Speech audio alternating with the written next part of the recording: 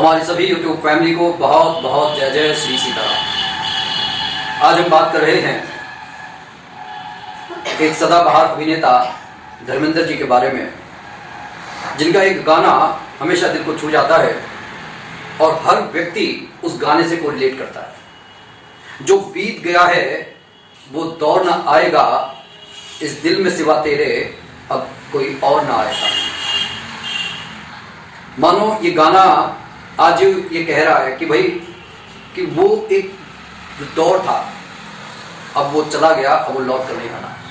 हालांकि ये सच्चाई है कि परिवर्तन संसार का नियम है और उसे हमें गले लगाना पड़ता है, चाहे वो हमें अच्छा लगे चाहे हमें बुरा लगे। लेकिन बहुत सारी चीजें वो गुजरा हुआ जमाना हमारे को सिखाकर जाता है कि क्या कुछ हम पीछे छोड़ आए सिर्फ ये सोचकर कि अब वो पुराना हो गया।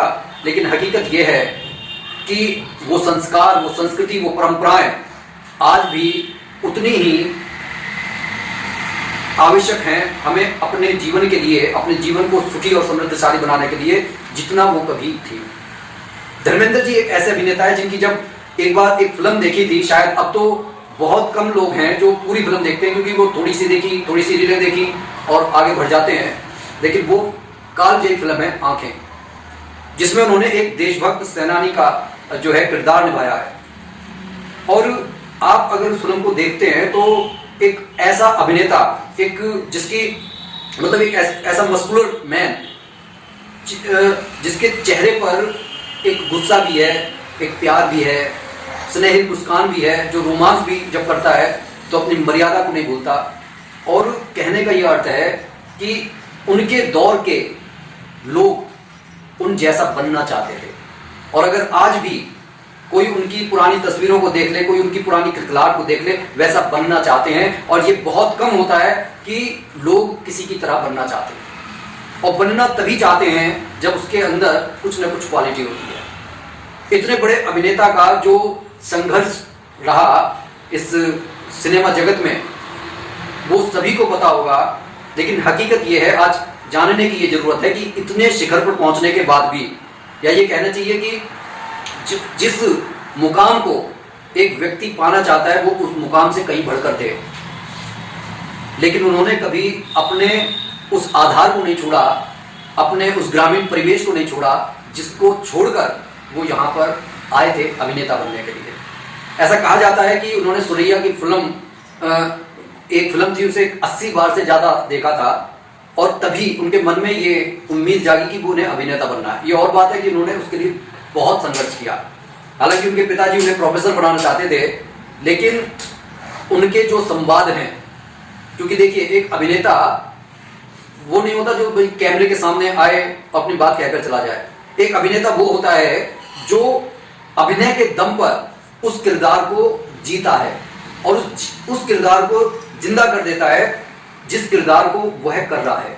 ये सबसे बड़ी खूबी उनके अंदर थी। उनकी जो फिल्म है जीवन मृत्यु, अगर कभी देखने का मौका मिले तो आप पाएंगे कि उन्होंने उस किरदार में जो एक सत्यवादी इंसान का रोल निभाया और साथ ही ये शिक्षा भी दी कि सत्य हारता नहीं है। वह लहूलुहान जरूर हो जाता है लेकिन वो हारता नहीं है, क्योंकि जब लोग उसका निरादर करते हैं तो वह और मुखरित होकर अपना, देखा जाए तो सर्वस्व लगा देता है ताकि सच्चाई जगत के सामने आ सके। और सबसे बड़ी जो महत्वपूर्ण बात मैं आपसे शेयर करना चाहता हूं कि इस संसार में हर चीज नश्वर है, और जो चीज हमने यहां पर प्राप्त की है वो यहीं पर रह जानी है। आज उनको याद करने का मुख्य कारण ये नहीं है कि उनकी पत्नी का नाम हेमा मालिनी था, कि उनके पुत्र सन्नी देओल या बॉबी देओल हैं, या उनकी पुत्रियां ईशा देओल है।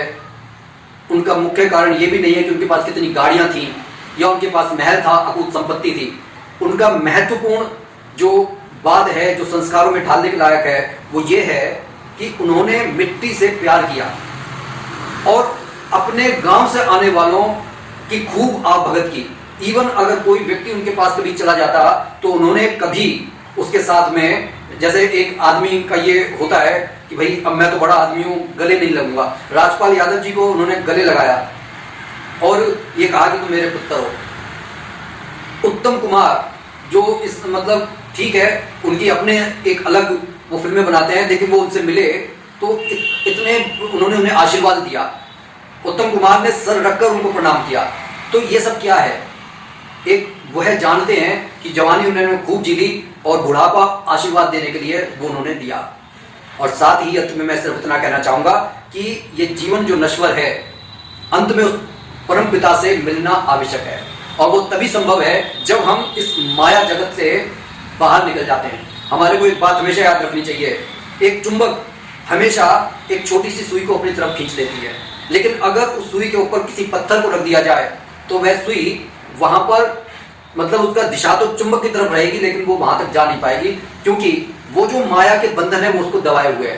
परमात्मा खींच रहा है, आत्मा खींचने की कोशिश कर रही है, लेकिन ये संभव तभी होगा जब इस माया जगत को हम छोड़ देंगे। वो सुई के ऊपर कोई वजन नहीं होगा, वो ऑटोमेटिक परमात्मा से मिल जाएगी। इस जीवन के जो ध्येय है वो यही है, और बार बार जो इस जगत में मृत्यु हो रही है वो यही बताकर जा रही है कि हमेशा के लिए हम ही नहीं आए, इसलिए उस परम तत्व को मत भूलो, क्योंकि अंत में वहीं पर जाना है। बाकी घर परिवार सगे संबंधी संपत्ति सब यही रह जाएगी।